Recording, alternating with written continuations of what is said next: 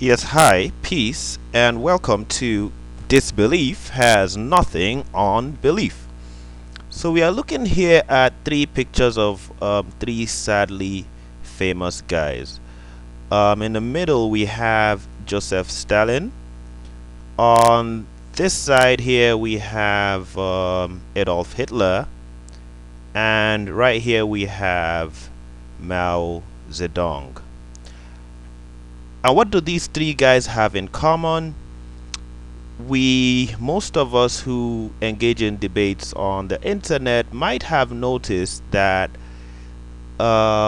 disbelievers usually are called upon to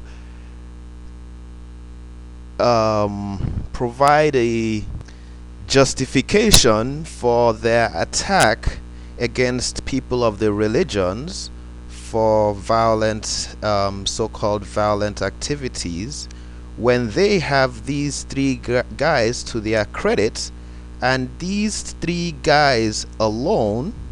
Now let's try to quantify and put this thing in the right perspective.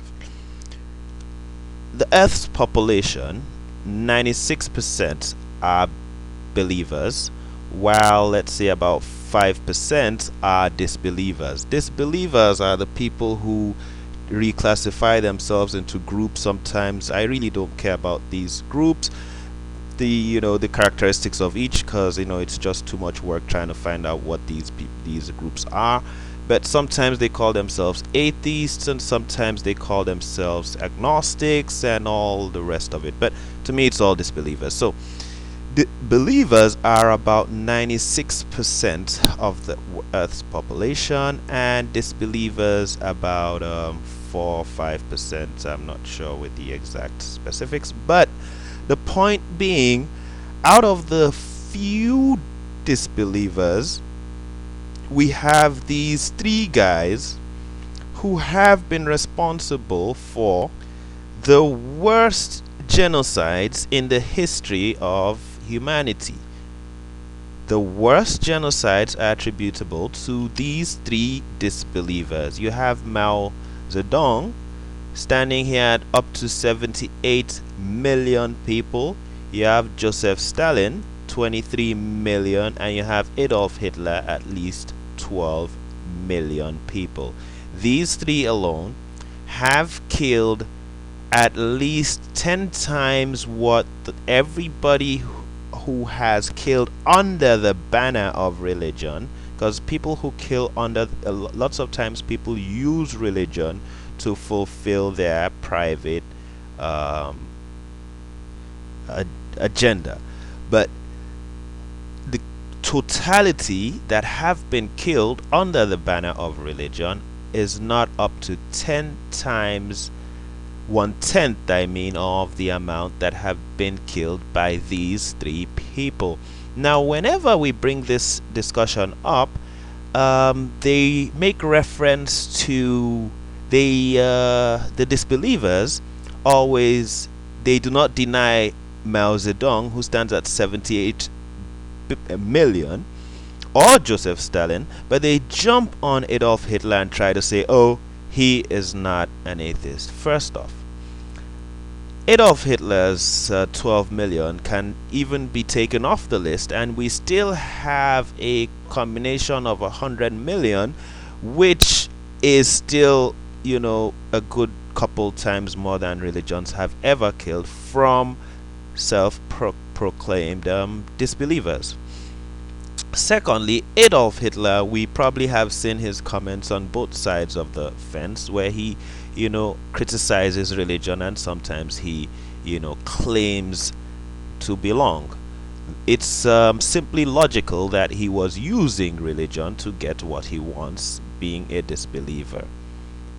But that aside, I have noticed that an argument that some people try to bring up, some disbelievers try to bring up, recently some disbelievers said, Dawkins said, and firstly, I'd like to say, disbelief is a religion of its own nowadays. The atheists and agnostics have formed a kind of religion, and it's more than a religion, it's like cultism, and they have their kind of commandments and their doctrine and their prophets, and the disbelief, and it's like they have a radical approach to it. They have these it's so much like a cultism, and it's like there's so much propaganda that they are trying to force on people.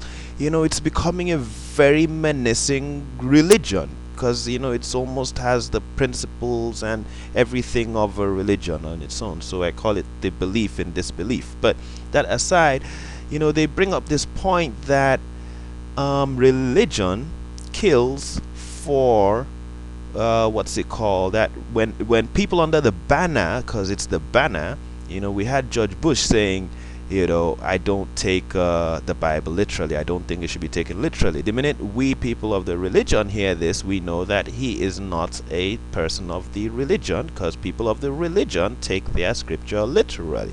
Now, that aside, they try to say that when religion is killed, they kill under the name of religion, that I'm killing for my religion. But then when atheists kill, they don't. And that is the most ridiculous and stupid point, you see.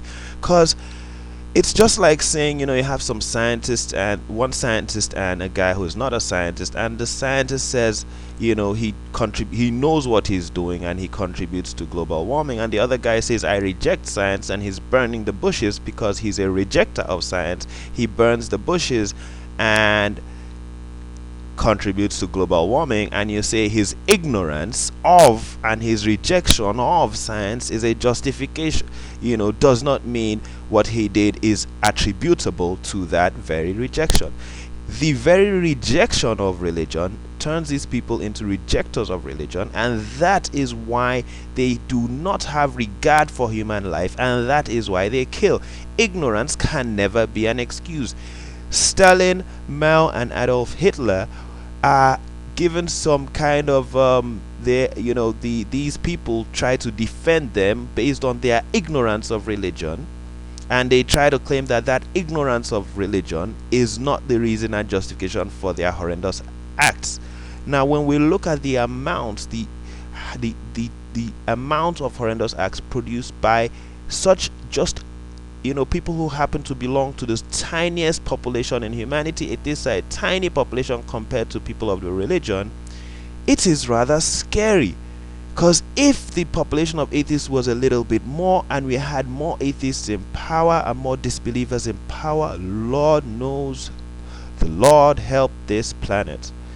Lord help us if we had a few more who are ignorant of religion and ignorant of the love and respect for human life that religion teaches, who are racists, who are bigots, who will try to wipe out a generation of people and create such holocausts and genocides.